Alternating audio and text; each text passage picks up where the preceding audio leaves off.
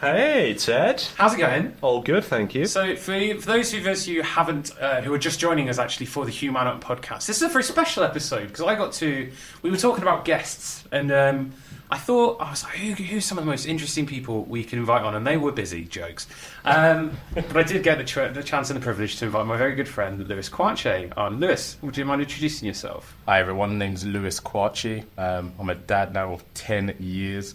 Worked with Teddy it wasn't 10 years, you and I worked together numerous years. Couple of years. Worked with Chris for a couple of years as well. Yeah, and can we just get into this whole thing about Louis versus Lou? I've never heard anyone call you Louis other than Ted. Is that just me? Is that just a me thing? I think it's a bit of a you thing. You call me Teddy though, and It's like Christopher. You're like, hey, Christopher. Well, so the other joke is that he would also be known as Uncle Lou to everyone. We don't need to start that story.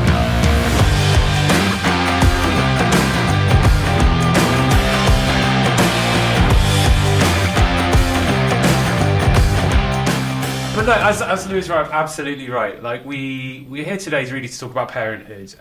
We've actually just done an episode this afternoon talking about Chris and his experiences of parenthood. And Lou, you're someone who I know has had a really interesting, I guess, journey to becoming a parent, and not just becoming but being. I think is my observation of it. Before we kind of get into that, though, I think it would be really helpful for a bit of scene setting and context. Would you mind just giving like a really quick synopsis of, I guess, your life story? But like how, like before, maybe in the run up to and getting to your son being born. But where'd you come from? How does your story begin? All right, let's talk about life then, Ted. Where did it begin? I'll probably start with the journey of my parents to the UK. So both of them Ghanaian immigrants arrived in the UK the turn of 1980s. Very, very different time in the UK now. Actually, when you think about it, what's that now? 40... Oh, God. Yeah, that's 45 years. Yeah. It's a long the time 80s ago. is a long time It's ago. a long time ago. We're actually closer to, 2060 almost in some senses than we are to... Sorry, I shouldn't have done it to everyone. But... But that is painful. It is painful. Oh, it's my painful. God. But yeah, it's a generation after the Windrush crew that came from, the Caribbean. But being a African immigrant is slightly different. So a lot of African immigrants came based on education. Came in to study at universities, do different things. So first and foremost, my father came. He was the first one that arrived to set up shop. You came in, found properties. My elder auntie, my mum's elder sister, was already here. So he lived with her for a couple of months, and they got everything set up. And then my mum came over a couple of years later. And this was in London, right? This is always in London. Yeah. It's very, very difficult to go anywhere else. I think you'll find a lot of communities. Everyone bunched together, didn't they? Yeah. And you go where you go where the family are. So that actually started from a place called Croydon, near South London. So father was here, mother then came along, made a bit of money in terms of the jobs that he was doing. Father was a baker, my mum was actually working as a cleaner when she first came on board, and they moved to a place called Walthamstow in East London. And I guess that's where the story kind of begins. My older sister was born in 1983. Her name's Jeanette. So you might have seen her doing some of the presenting at the Olympics very recently. So she's an absolute superstar, ex-Olympian herself, very much a trendsetter in the family. And then in 1987, I was born, which was always an interesting year. November, as I recall. November, because what are you, Teddy? I'm 87, you're 87, and you're 87. What, Yeah. 87 babies? What a year. I did say what a year. Clearly the best year. So I came along in 1987, and then we had another one, which is Chelsea, my youngest sister, came along in 1997. So when we think about this journey of African immigrants coming to the UK, working hard, trying to be someone, 3 children, going through a lot of transitions and changes in our society, it's been a journey. It's been a big one. So maybe like a good place to start with that then would be with who were your male role models, I guess, when you were a kid and growing up in Croydon and Walthamstow? Well, so growing up in Walthamstow, we then moved to a place called Chingford. So Chingford is a slightly more affluent area of East London, probably more Essex at that time anyway. Yeah, okay. But we moved to an area called Chingford Hall Estate. So Chingford Hall Estate, for anyone who doesn't know, is it's a difficult place to grow up. Real difficult place to grow up. It's council flats, it's buildings about 40, 50 floors high. Some of my earliest memories are getting in the lift with my dad after we're going somewhere and you can smell wee in the lift as you go through, as you're clicking on buzzers and hearing almost like a prison noise. And these are some of the earliest memories. So when we talk about male role models, of course, I've always, my mum and dad have been married since they was in Ghana, so they've always had my father around, which is always amazing. But I was always very lucky as well to grow up around a lot of family. My mother has probably 12 or 13 siblings. Oh, wow. Oh, Yeah, wow. Okay. as does my dad. And then you talk about all of those people had probably 2 or 3 children themselves. Then my network of first cousins is bigger than most people's, I don't know, American football teams. It's incredible. So I've always been really, really close to my family. I've got loads of older cousins that grew up in places like Lewisham, who grew up in places like Harlesden, all across London. Some in the States, some in different countries. It's just been amazing.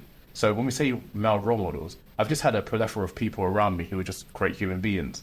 And being Ghanaian is a quite special thing. I'm very much biased towards that, but culturally it's huge.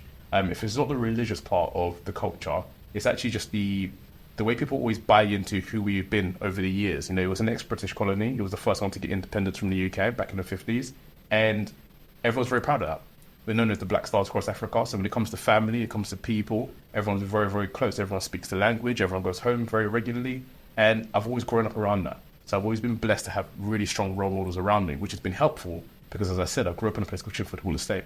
And when I say a lot of the people that I grew up with were probably no longer here or in prison or doing drugs or doing something else, having those role models around me, including my father, including my cousins and uncles, was incredibly important. Did you... Because we were talking before, actually, about some of the challenges that come with, like, the Disneyfication of things and, like, the stuff you see on TV. Was that, like, an influence on you in that sense then? Was it... Nah. It's not reality, you know? One thing I was very, very lucky with my mother and my father is that they always kind of grounded us in reality. Like, what is. Like, just what it is. It's just, there's nothing else to it. So the situation we then had was every penny that my mother and father were making in their early jobs was then respent on education. Education becomes the most important thing for us as a family. So I remember my sister in the early 90s getting a tutor that would come up all those flats, floor 14 on Francis Tower, and he would come in and sit with his computer that my mum and dad script and save for to teach my sister how to do word processing. And I would sit there in the corner just watching her do that. And you can imagine no other child in that block was even given that opportunity. Even when at school, they wasn't getting that. But just seeing what the parents were doing, how they pushed that forward was just really, really important. So I'm very lucky. Beautiful. Yeah, I mean, growing up with that family unit and kind of the stuff going on around you in terms of whoever else is in your flats and all that sort of stuff, how's that kind of formed your view of what it means to be a man? Yeah, so it's a big question that, you know, because when I think back to family, I knew being a man culturally as well. In my culture, the man is actually not the head of the household, which sounds crazy. Interesting. Okay. Yeah, it sounds crazy. You know, culturally, you think of countries in Asia and Africa that the man is the head of the house. No. Maternal influence, massive in Ghana, in Ghanaian culture. The woman runs things in the household. The man may pretend he runs things, but that's not the case. So having an incredibly strong female influence in life is big. But what I understand from my dad's a very... He likes it. He cracks a joke, and he loves a joke, the guy. But he's very calm, very considerate, very understanding. Didn't have all the classical education pieces and degrees and the rest of it. In actual fact, there's the only person in my family that's not got a degree, actually. My mother's got a degree, my sisters both got degrees. My father's at Dingle University in the UK. But I'd say he's smart as hell, and he knows exactly what's going on. So his influence on how to behave, how to conduct yourself, how to analyse situations, how to critically think, how to critically question certain things. I get a lot of that from him.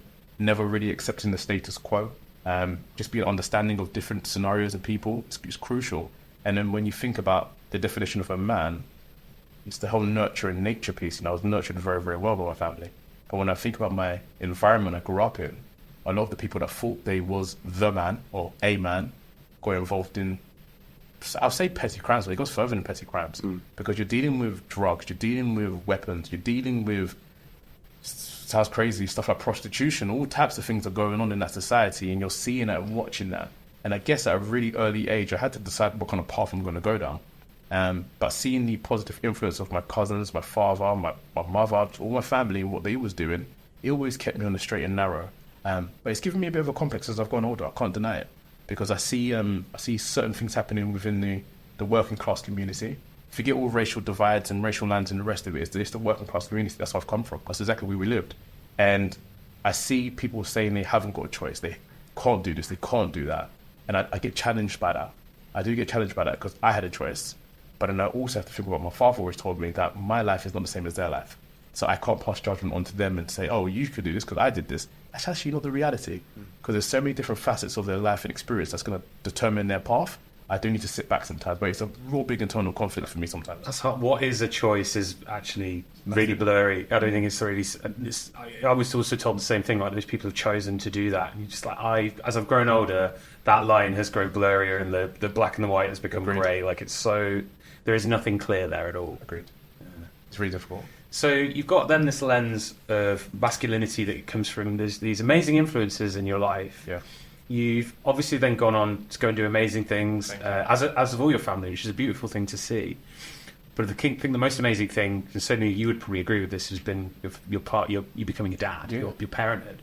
Do you mind just talking about like your son a bit, like in terms of like the decision making? We were just talking before about how you kind of knew you were ready to be a parent. Like, was there a moment where you were like, I'm ready to be a dad right now, or was it something that just sort of happened over time? How did that work with you? Yeah, my journey into fatherhood is different.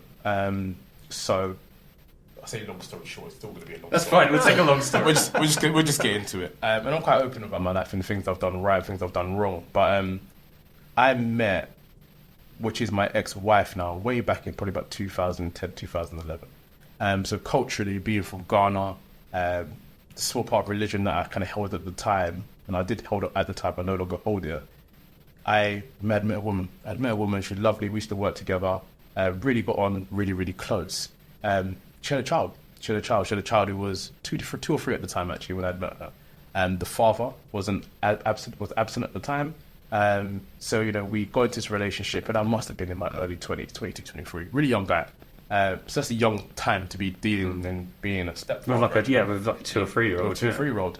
But you know what? The situation went on, and it was good. We worked really hard together. Was able to do some amazing things for the child. Was able to do some amazing things as a couple. And in 2014, we got married. So after 4 years, we kind of married in the end. And then my son, however, was born in 2013.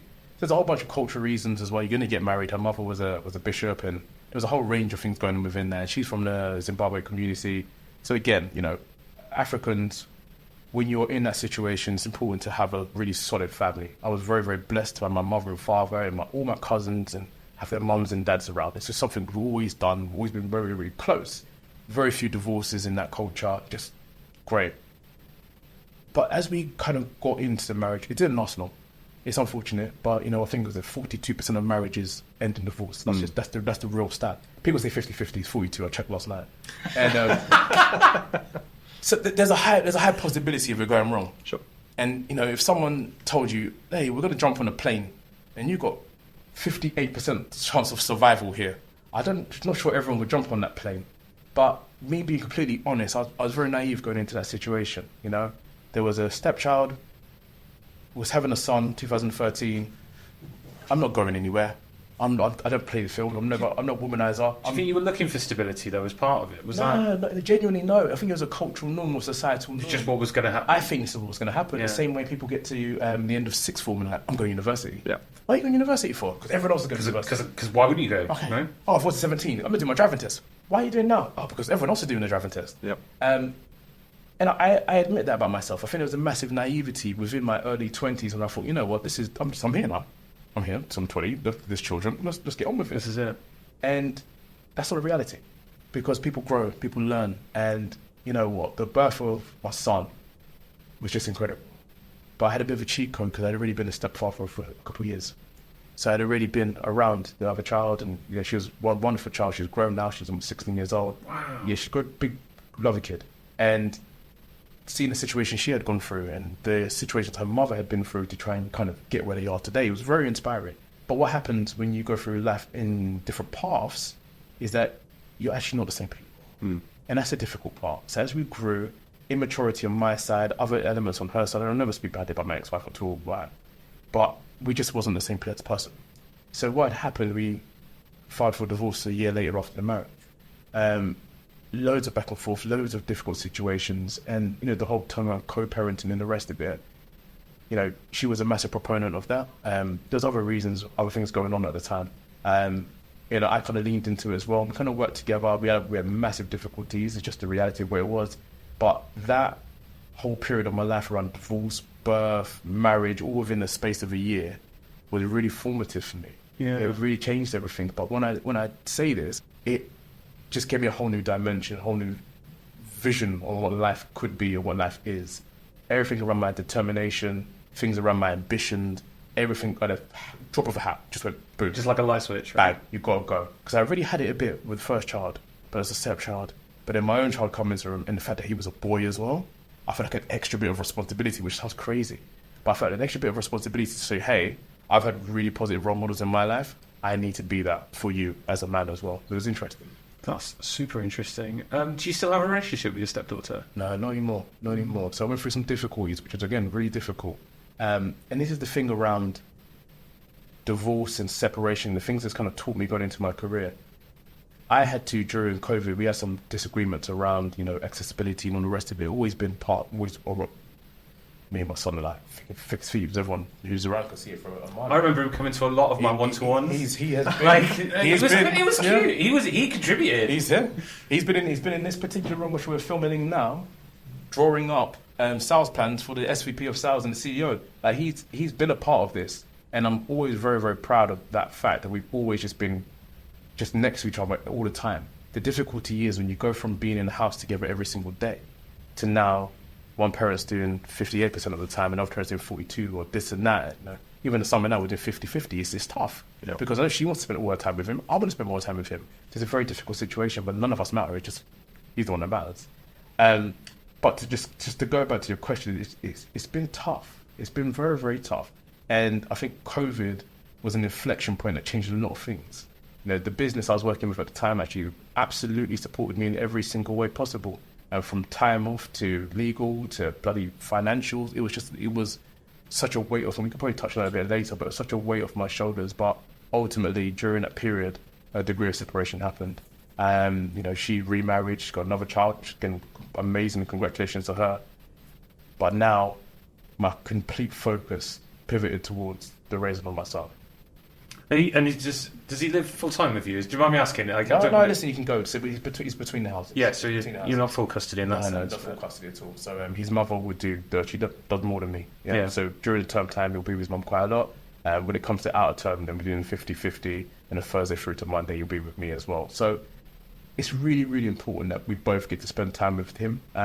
It's important that he gets to understand the relationship. We're on a journey still of our communication being better, being stronger. There's elements that could always be better. That's always going to continue. But when you have a child with someone, that's the reality of life. You're bonded forever. Whether you like it or not, that's just the reality. It is, yeah. I think that's a really interesting point, because I think a lot of parents stay together for the child, right? They say, I've got to make it work for the child, even though they kind of hate each other, either overtly or secretly. Yeah. It sounds like in your experience, you kind of come to a mature and a mutually agreed decision that you as a couple wasn't working, and the best thing to do for your son was to not be together. Is that? I think in complete transparency, the relationship my ex-wife is in now is a way better fit for her. Okay. And that's incredible, because my son and her daughter and my other daughter now are going to grow up in a home where they see a loving family, a husband and wife that care about each other, support each other. You have to be a cynical bastard to not want something like that, to be transparent from the children. And the reality is, if me and my ex-wife had to stay together, then that's not going to be a healthy environment. I grew up in a home where mother and father wasn't overly intimate in kisses and hugs, but I knew they cared about each other. I knew they had each other's back. And you know what, ultimately, what a strong foundation that is. So I'm really pleased for the children on her side that they get to see that type of relationship. And if God was to bless me in the future, then he gets to see that on my side too. And that's the benefit. That's the good thing around, probably not, it sounds sticking it out and all the rest of it. Don't get me wrong, my father in particular was like, you're going back to that house. You ain't getting divorced. You ain't doing that. That's not what we do. And it was a lot of really strong conversations with my father to explain to him why this is not the case, why this is actually not beneficial. Yeah. And don't get me wrong, none of us have got a manual of being a father or a divorced dad. We haven't got it. There was no book. No one wrote a handbook on this stuff. We're just learning as we went along. And I don't know what the future holds. But what I do know is I can try my best to create the best environment for my son and the world he grows up in and what he sees and more represents him. So it's really important. Yeah, I was saying on a previous episode, my kind of experience of fatherhood is you can watch YouTube videos, you can read books, all this sort of stuff, but actually you're just bumbling along sometimes, just doing whatever you need to do to get through the day. Yeah. I'm curious to understand your kind of family unit there, because you grew up and you kind of saw it as being really solid, and your parents loved each other and all these aunties and uncles and cousins. Everyone's really successful in your family, all that great stuff. Did that did you feel like a layer of pressure on you to want to, I don't know, live up to expectations? Did you have expectations of yourself? I've always got really high expectations of myself. Family-wise, they've never done that. It'd be a nightmare pitting me against my sister, against my other sister. It'd be to be honest, I'd lose number one. But away from that, it'd be absolute mania. And I'm really pleased that we've never grown up in that world. We've always been honest with the individuals we are. So I never actually felt the true pressure of you must get married, you must do this, you must do that. No, I didn't feel that. But it's back to what I said earlier, it's the naivety. You know, I'm happy to be vulnerable in this. I was just being really naive at the time. You were a kid. I was a kid. Not being funny about it, but you were what, like 23? I was in my early 20s. I was a child. Yeah, and I got married at 25, 26. I was a child. I was making these decisions. So it's the naivety piece. However, there was a pressure. There was a pressure to try and make it work, even though you knew in your heart of hearts it wasn't going to work. And that's difficult because when I grew up in those areas, I always saw a lot of children without their families. You know, I was unique. I was in a unique case. My sisters, no crime, no nothing, hardworking parents. You know, my mum became a bloody senior cardiac nurse. My dad ran logistics for FedEx. They did amazing things, these guys. In the end, from being a baker and a cleaner, they really, really just got up. Social mobility is massive. So I've seen all these amazing things. And when I look back on life, it could have been so different. So there was a bit of a pressure in that sense to try and make it work. But ultimately, it's not right. It's an unhealthy environment for children. It's a healthy environment for yourself. And when the divorce did start going through, was going through our trials and tribulations, I remember, you know, I had alopecia for a very long time, and a massive chunk of my left hair just disappeared. All right, I've got afro hair. It's not particularly long anyway, but it was a big chunk of hair just missing. I was sitting there thinking, Jesus Christ, this isn't coming back, is it? This is gone. And then I put on weight. You know, I'd been an athlete for so many years, and I'm putting on 15, 20 kg. I'm sitting at home. I'm not seeing my son, and as I drop him off to the door, he's crying and grabbing back for me, and I'm like, oh my God, and I'm crying on the stairwell going out, and these things were going on as you're trying to just live your normal everyday life. It's a horrendous situation. So I'm not going to sit here and say, oh yeah, two parents separated and it was the easiest thing, the best thing in the world, but you know, this worked out. No, that's also not the reality. Whatever way you push and pull is really, really difficult. It's a really difficult thing. So you have to understand the true objective of why you're making a really difficult choice, to stay or to leave. Yeah. And it sounds like what a lot of guys probably go through is you're kind of dealing with all of this stuff, some of them under the surface, some of them never talk about it. It sounds like what you've experienced was actually something which is physically happening to you. How did you manage to deal with that, plus just get on with everyday life of trying to be the best dad, but also your career and whatever else is going on in your world? It's next to impossible. It is next to impossible. Like, you have to really work it. I just remember there was in 2017, I sat down with myself at January. You know, everyone does these like New Year's resolutions and all this stuff. New year, new me. Yeah, new year, new me. Bang, bang, bang. Blah, blah. And I sat there on the 31st of December 2016, and I said, I'm gonna do a couple of things, random ones. I want to be celibate for the whole year. I don't know where that came from. Random, fouled, but I said I'm gonna do it. I'm gonna cleanse my mind. But then what I did say to myself, I said, there's a few things I want to do. I said, I'm going to focus on my financials. What does financials mean? I need some more credit out. Because I've been going through so much and, you know, trying to move here and live here, my credit was a mess.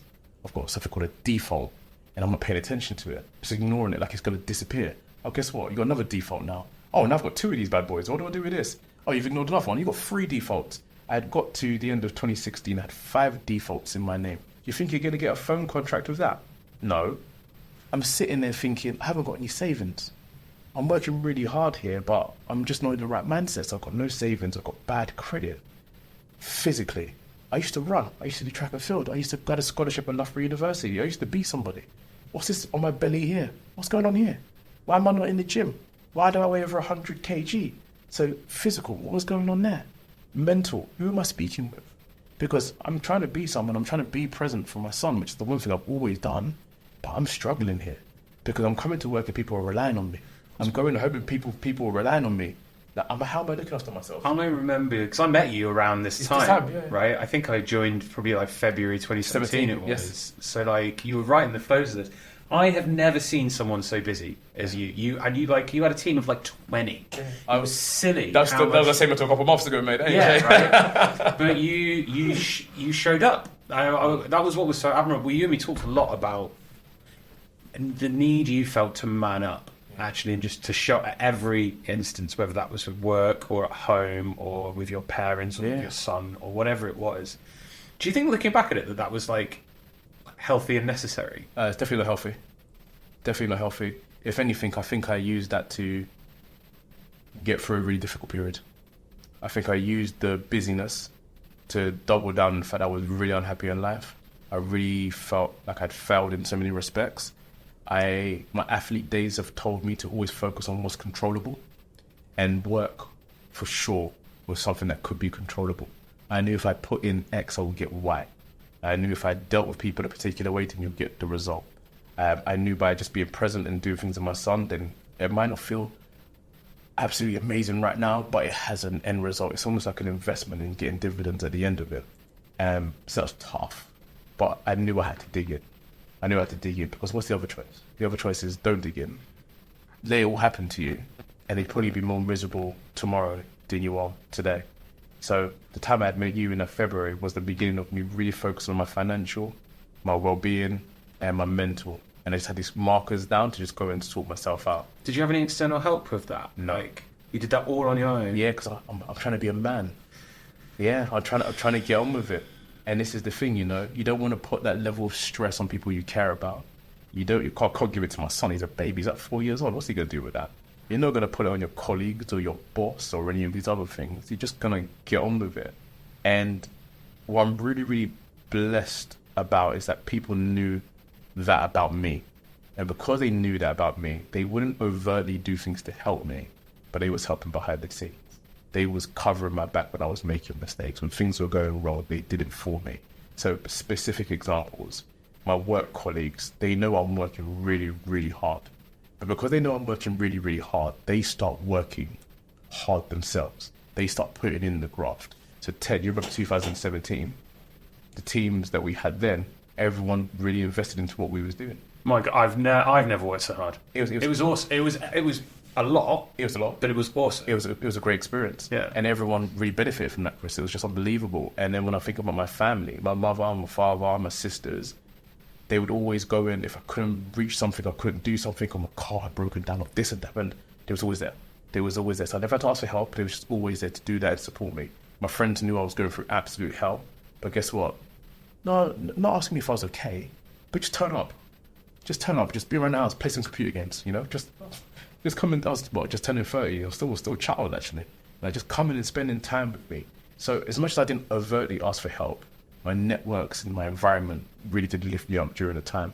And I got to the end of 2017, and it was just I felt like a new human being. I genuinely felt like a new human being. I'd made most of the year celibate, which was amazing, and I'd really focused. Ted's got his hands in his head, by the way. I love the way it was just a category. Mostly. Mostly. Anything more than 50% is good. And you know, listen, it was great, and I just felt really proud of myself at that time. I felt really proud of the people who have been around me. I felt a massive love and connection to everyone around me, and it just helped me on this journey moving forward. And I knew post that I was going to be a stronger person for my son. I knew that, and I knew that this is a journey that unfortunately a lot of men go through. And he hopefully doesn't have to, but he may experience this. But everything I've learned during this period are amazing lessons I can teach and share as time goes on. It's difficult, actually. I was thinking about this the other day. Like, there are lots of experiences that, you know, I've had, for example, and if I'm so blessed to be a father, that I wouldn't want a child to go through. But I also have to recognise I wouldn't be as strong as I am now had I not gone through these things. And actually, like, that becomes a bit of a dichotomy, because you're like, I don't want them to suffer, but if there is no suffering, there is no growth, whereas there's less growth. Yes. So what's the right answer there? How do you do right by your son in that sense? There's a wonderful saying. I would have butchered it, by the way, but I'll just give you the bare bones of it. Essentially, there's difficult nights, okay? And when it's a difficult night, a lot of ships don't go out to sea, all right? But more times than not, sometimes one of your biggest jobs is to actually guide your child out to sea. They have to go out to sea. And as they go out to sea, it may be rough, it may be choppy, but there's lessons to be learned. Because if I ever send them out and it's all clear and rosy, and then the seas change when you're out there, you're not going to have a clue what to do. So as long as they're safe, healthy, not in danger of death or prison, you let your child learn. And these are some of the lessons my boy is now 10 years old. I let him make mistakes. I've got one golden rule. I don't shout at him for something he's made a mistake on. I tell him off for doing naughty things. If he does something bad, you're going to get it. You can't whoop kids anymore. I used to get a good bit of whooping back in the day. So you can't whoop the kids anymore. But I will let him know when he's made a mistake. But I never, ever tell him off for a mistake. Because he needs to make a mistake. That's where he learns. That's where he grows. And as long as he understands at the age of 8, 7, 9, 10, where he's going to be, that I can make a mistake and always talk to my father, when he gets to the big ages of 25, 26, 30, maybe when he's 40s, and he's made some mistakes that have real-world consequences, because the consequences now at the age of 10 are nothing. You know, he might have broken something, or he smashed something because he played football. He broke my window the other day because he's kicking the ball like he's Ronaldo. You're not Ronaldo, calm down. But these are small-world consequences. But you get to the 25, 30s, you have a child. Wedlock potentially that you didn't want to have. You make a mistake. You get involved in a situation you don't want to be in. Then you need to talk. So as long as he's understood really early doors that I can always be vulnerable around my father, I can always be vulnerable around my mum as well. You know, she's very good at this too.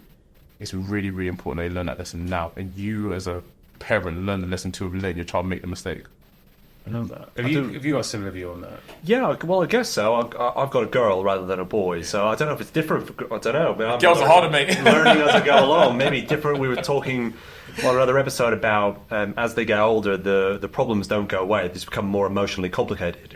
But I was saying to Ted that I think as a person, I'm better equipped to deal with more emotionally complicated problems rather than the early years of the what the hell do I do with this? I can't comfort them.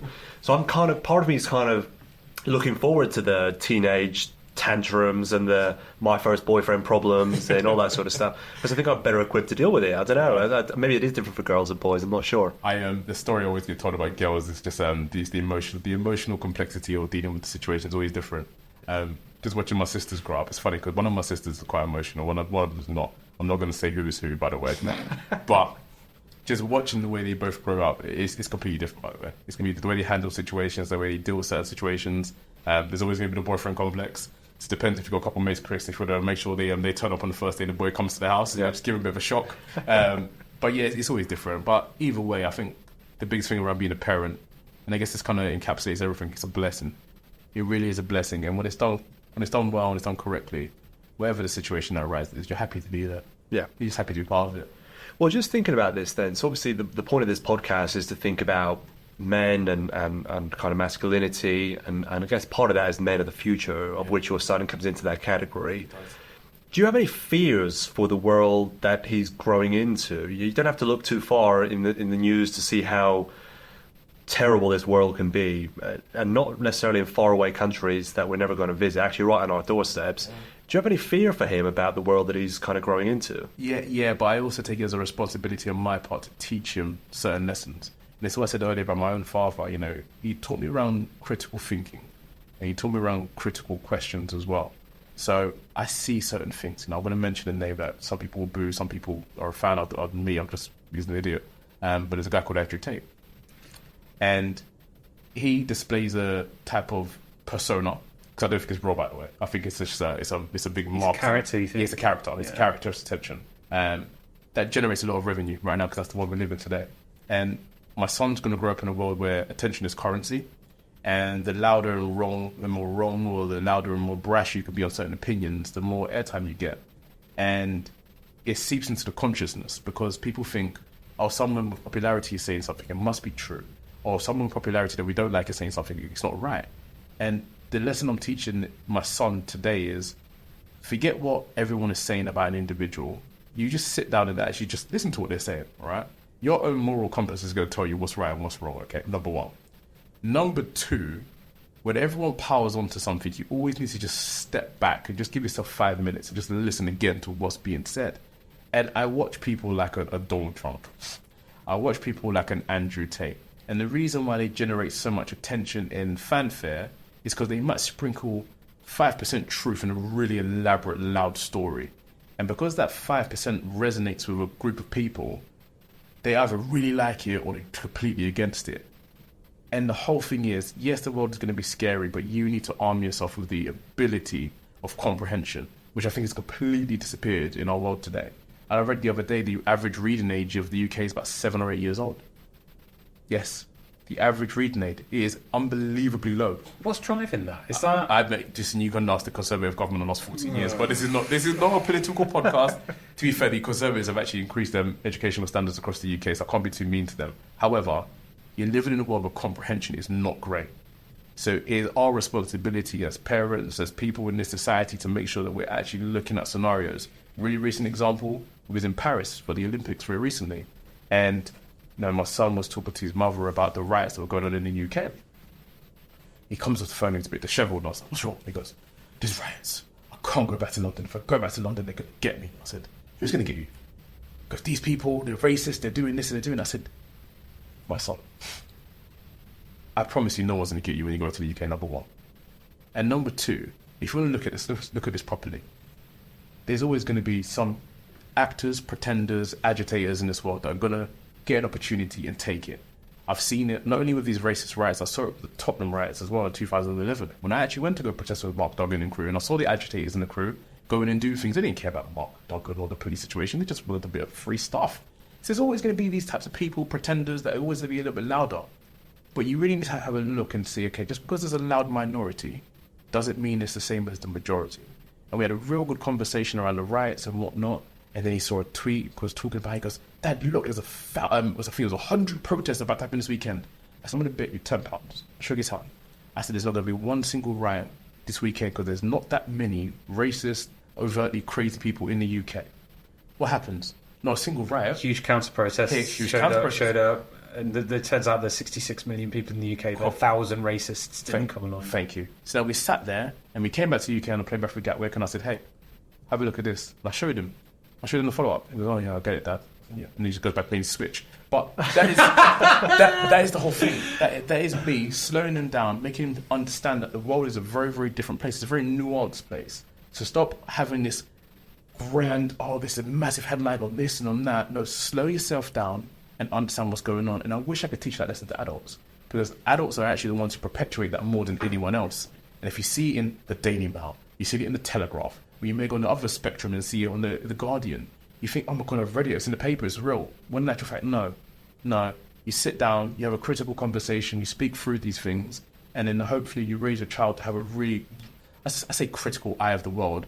But you know what? The world is a place right now where you have to have a bit of a critical eye. You have to analyse things a little bit better. You just have to be openly curious to people's motivation when they've got loud voices. And it's how do you do that? It's so easy. It's so hard, right? It's difficult because you have to remember these mediums of information we have today. They are monetized on attention. We said attention's currency earlier. They're monetized on this. So I saw some random tweets from the founder of Twitter. I won't even name him, and he's just saying stuff. But he's doing that because he knows that that's going to monetize his platform. So I explained that to my son. I explain it and I show him. I show him shares. I show him all of these things that we look about for financial education. I say, when people do certain things, then this makes this go up. And when they do other things, it makes this go down. So what do you think his motivation is going to be for making this more popular? And he gets it. But not everyone brings the two together. Not everyone can comprehend why certain things are happening. And this is what makes the world a really dangerous place. Because you start to whip up vitriol, you start to whip up really negative sentiment. I think during the Black Lives Matter protest, that was a big one. I was one of the only people saying everyone needs to calm down a few things here, but everyone's stoking up the heat, stoking up the pressure, stoking up the rhetoric, and it makes it much more difficult for us to be a cohesive society. So to answer your question in a really long-winded way, it's about teaching your children consciousness and comprehension of what's going on around them. Yeah, I love that. Obviously, we've only known each other for the last few years, so I've only known this version of Lou. So all of this backstory is really fascinating to me and quite inspiring, actually. I'm sure it will be to anyone listening. How has your kind of upbringing and your experiences and some of the stuff that hasn't gone so well in your world, how's that shaped your role as a leader in the successful career that you've had? Do you find it easier, I guess, to empathise with people? It's a great question. What has it taught me? It's taught me so many things around communication, I'll be honest. So I had to go through court proceedings, actually, after the COVID situation with me and my ex-wife, because we had some massive disagreements, and we had, for the year before that, we had a really strained relationship. We had gone to IB for the year before as a family, and just co-parent and do the thing, and then the year after that, she met a new partner, and life just transitions, doesn't it? It changes. And the year before that was really strained, and COVID came along, and then the thing happened with the stepchild and all the rest of it, and then I got lawyers involved. really expensive thing. I never recommend it unless you really have to do it. It's really, really testing. And family laws are one of the worst things you can ever partake in. It's horrible. But what it did teach me is when we was sending letters back and forth and people obviously going to stoke it up and because they're going to get paid more hours they do, la, la, la, la, la. I had a really good solicitor that was looking after me, talking me through the scenario. And a letter would come back and I know the anxiety would peak every time a letter would arrive. And things were being said in the letter that I just categorically like just didn't believe or untrue. But then I had to remember through different visor, this is how she feels. This is what she believes to be true. It's been her experience. And that's her reality. And everything I'm writing back, which is my reality, and I'm saying, she's probably looking at that the same way I'm looking at that. Well, if you say there's your story, my story, and the truth. Yeah. And I remember reading maybe 2 letters deep, and I was like, Jesus Christ. Because no matter what I feel, or how passionate this is, or what I see is going on, whatever I say, you're going to interpret very, very differently. And how that relates to work in professional settings is, I've dealt with teams. I had 200 in my line when I was at Reward Gateway. I've got another 170 in a new place I'm at the moment. When I say a message, everyone is going to hear a different version of that message depending on how they know me and who they know me to be. Some say, oh, Louis, that cool guy, he's quite inspiring. Oh, Louis, that guy that came from a competitor. I don't know if I can trust him. Oh, Louis, this random black guy from London that talks with an Emily accent. Everyone's going to have their different perception of what's going on. So what that's taught me, and I attribute this to my ex-wife 100%, is that when I communicate, I need to be crystal clear. I need to double down. I need to explain. I need to use certain bridges in my language. I need to repeat different elements. I need to make sure that people understand where I've come from. Because if I don't communicate effectively, then no one's going to follow you on the journey. And that was a massive one for me. And then you talk about empathy. The empathy part, I can see what a lot of parents have to go through. I give my last penny and my last hour to anything to do with my son. Spent all my pennies going to the Olympics, spent all my pennies buying a house on the road of his school, so he doesn't have to walk, he doesn't have to drive to school from Essex anymore. Anything and everything I do for my son. But I understand what that means, and I know that level of responsibility. So when I work with parents, mothers in particular, because a lot of mothers are the ones who make those types of commitments, I understand it. I get it. So if they need time off, if they need preferential treatment when it comes to maternity, when paternity is on the ropes and I see dad struggling, falling asleep. There's a massive story at Reward Gateway when I first joined the company that I used to fall asleep in my induction all the time. I literally could not stay awake because my son would not go to bed. And then when a father comes in and the father's battered and they're trying their best to be the best they could be, I get it. I'm not going to hammer you. You might miss a target here and there, I get it. But you got bigger ambitions. I got things that you need to do. So if I see a bit of me in you, I get it. Yeah, and that's the thing that's done. Empathy, communication, these are massive things. And then, again, just the ambition of people. And it's not people that just had their own child. They may be step-parents. They may be adopted parents. People with their pets. Genuinely. There's a level of ambition with these individuals that care for someone that's not themselves. They may be caring for someone older than themselves. But they're so ambitious to just make the world a right place for themselves and their family. Again, I get it. And I can see that. And I work with these people. I develop with these people. We kind of move together. I think we're nearly coming to the end of our time, which is it's flown by. I could do this all day. I don't know if you could. I couldn't say. I guess there's an obvious question, which I think is if there's a piece of advice you could give your younger self before, knowing what you do now, what would it be?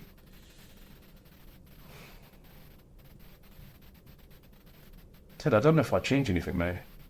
It sounds mad. I've learned so many lessons and so many different experiences that have made me who I am today, that have then impacted other people in my life in positive ways, in negative, that I would just tell my younger self to just live your life. We're only going to be here one time. I have a massive anxiety about death, by the way. That's crazy. That's why my insomnia comes from, by the way, because I just sleep is too close to death. Are you scared you're going to go to sleep and not wake up? I genuinely am sometimes. Wow, okay. Yeah, I genuinely am. So I have a massive anxiety around that. Anyone that's been around me for long enough will know that I just don't sleep because I'm terrified of not being here anymore. And I don't think I need to be that terrified anymore. And as I've got older, things have changed. And I wouldn't tell my younger self to do anything differently apart from just live life and just be happy as much as you possibly can. This doesn't mean do reckless things and go crazy and jump off a boat and I'd beef or onto a rock somewhere. Not saying any of those things, but just have a zest and just a happiness in life, because you're never as young as you are at this moment. You're never as young as you are at this moment. You never have as many opportunities as you have at this moment now. And I guess I was just really blessed with sport, great family, just the environment I grew up in, that I've taken advantage of so many situations around me. It's been scary. It's not been easy. None of it's ever easy. Nothing worth having is easy. Otherwise, everyone would have it. Are you happy now? I am much happier now. I don't know if happy is a full-blown destination. I think just understanding what life can give me, what life can give my loved ones. I'm very appreciative of what I've got. You know, if you think about where I've come from, where my family have come from, I might have grown up in a small village in Ghana, had my parents not made the journey. And I look at Stop the Boat narrative today of people that have no opportunity. I pay cinemas tax every single year. You know, I'm more than happy to use every single one of my tax pennies to let someone come and have an opportunity in this country. I'll be completely honest. And it could be very, very different. If you look at it now, my older sister was an Olympian. She's now presenting for BBC. I've bloody done something with my career and my life. My sister's got a first from history at Cambridge. Like, just incredible things have happened across this family that could have quite easily have never been here. So I wouldn't advise anything different. And I'd definitely say from where I could have been and what's going on in my life, I'm incredibly privileged and very, very fortunate. I think we're all privileged to know you as well. What a beautiful thing. Love it. Cool. Thanks for coming in, Lou. Thank you, gents. I appreciate it.